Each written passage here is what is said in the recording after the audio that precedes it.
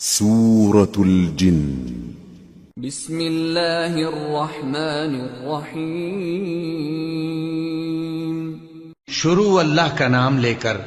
جو بڑا مہربان نہایت رحم والا ہے۔ اے پیغمبر صلی اللہ علیہ وآلہ وسلم، لوگوں سے کہہ دو کہ میرے پاس وحی آئی ہے کہ جنوں کی ایک جماعت نے اس کتاب کو سنا تو کہنے لگے کہ ہم نے ایک عجیب قرآن سنا جو بھلائی کا رستہ بتاتا ہے، سو ہم اس پر ایمان لے آئے اور ہم اپنے پروردگار کے ساتھ کسی کو شریک نہیں بنائیں گے، اور یہ کہ ہمارے پروردگار کی شان بہت بلند ہے، وہ نہ بیوی رکھتا ہے نہ اولاد، اور یہ کہ ہم میں سے کوئی بے وقوف اللہ کے بارے میں جھوٹ گھڑتا ہے، اور ہمارا یہ خیال تھا کہ انسان اور جن اللہ کی نسبت جھوٹ نہیں بولیں گے، اور یہ کہ بعض بنی آدم بعض جنات کی پناہ لیا کرتے تھے تو اس سے ان کی سرکشی اور بڑھ گئی تھی، اور یہ کہ ان کا بھی یہی اعتقاد تھا جس طرح تمہارا تھا کہ اللہ کسی کو نہیں زندہ کرے گا، اور یہ کہ ہم نے آسمان کو ٹٹولا تو اس کو مضبوط چوکیداروں اور انگاروں سے بھرا ہوا پایا، اور یہ کہ پہلے ہم وہاں بہت سے مقامات پر فرشتوں کی باتیں سننے کے لیے بیٹھا کرتے تھے، اب کوئی سننا چاہے تو اپنے لیے انگارہ تیار پاتا ہے، اور یہ کہ ہمیں معلوم نہیں کہ اس سے اہل زمین کے ساتھ برائی مقصود ہے یا ان کے پروردگار نے ان کی بھلائی کا ارادہ فرمایا ہے، اور یہ کہ ہم میں بعض نیک ہیں اور بعض دوسری طرح کے، ہمارے کئی طرح کے مذہب ہیں، اور یہ کہ ہم نے سمجھ لیا ہے کہ ہم زمین میں خواہ کہیں ہوں اللہ کو ہرا نہیں سکتے اور نہ بھاگ کر اس کو تھکا سکتے ہیں، اور جب ہم نے ہدایت کی کتاب سنی اس پر ایمان لے آئے، سو جو شخص اپنے پروردگار پر ایمان لاتا ہے تو اس کو نہ نقصان کا خوف ہے نہ کسی طرح کے ظلم کا، اور یہ کہ ہم میں بعض فرما بردار ہیں اور بعض نافرمان ہیں، تو جو فرما بردار ہوئے وہ سیدھے رستے پر چلے اور جو نافرمان ہوئے وہ دوزخ کا ایندھن بنے۔ اور اے پیغمبر صلی اللہ علیہ وآلہ وسلم،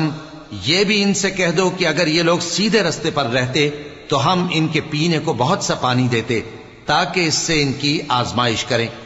اور جو شخص اپنے پروردگار کی یاد سے منہ پھیرے گا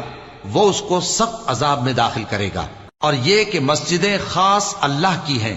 تو اللہ کے ساتھ کسی اور کی عبادت نہ کرو، اور جب اللہ کے بندے یعنی یہ پیغمبر صلی اللہ علیہ وآلہ وسلم اس کی عبادت کو کھڑے ہوئے تو کافر ان کے گرد ہجوم کر لینے کو تھے۔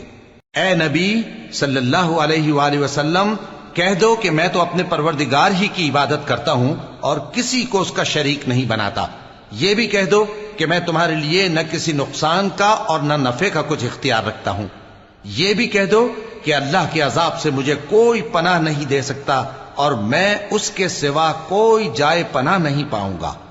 ہاں اللہ کی طرف سے احکام کا اور اس کے پیغاموں کا پہنچا دینا ہی میرے ذمہ ہے، اور جو شخص اللہ اور اس کے پیغمبر کی نافرمانی کرے گا تو ایسوں کے لیے جہنم کی آگ ہے،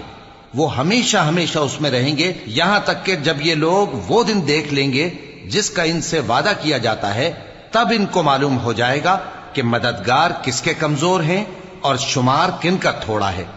کہہ دو کہ جس دن کا تم سے وعدہ کیا جاتا ہے میں نہیں جانتا کہ وہ عنقریب آنے والا ہے یا میرے پروردگار نے اس کی مدت دراز کر دی ہے، وہی غیب کا جاننے والا ہے، سو کسی پر اپنے غیب کو ظاہر نہیں کرتا، ہاں جس پیغمبر کو پسند فرمائے اور اس کو غیب کی باتیں بتا دے